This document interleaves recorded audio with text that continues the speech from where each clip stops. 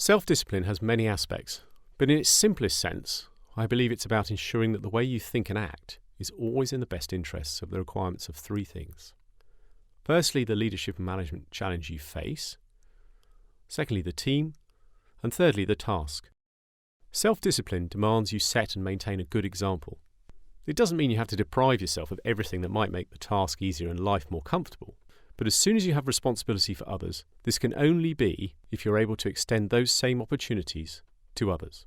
Wherever possible, you should always avoid unfairly benefiting from your position as leader, particularly if this is at the expense of others on your team. Setting an example is sometimes very hard indeed, as in doing so you might have to make your own life tougher than those of the team around you. This might mean longer hours or a heavier workload, or it might just mean enforcing unpopular and unwelcome safety regulations. Whatever the situation might be, it's my experience that a failure to set up and follow an example leads to division, poor team ethos, and in the worst cases, leadership failure. In recent years, in the United Kingdom, there was a clear failure of self-discipline among politicians in that, while they broke no laws or parliamentary rules at the time, their understanding of the regulations regarding expenses was exceptionally broad and very questionable. This in turn led to a public outcry and a media campaign with the result that several members of Parliament lost their seats and at least one served a prison sentence. So what, you may ask?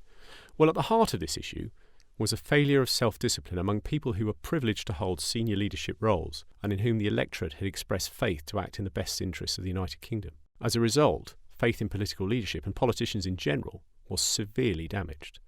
If you extend this example to a team and leader scenario, you'll see that it doesn't take much thought to see how self-discipline is essential to maintaining team cohesion, respect, and reputation.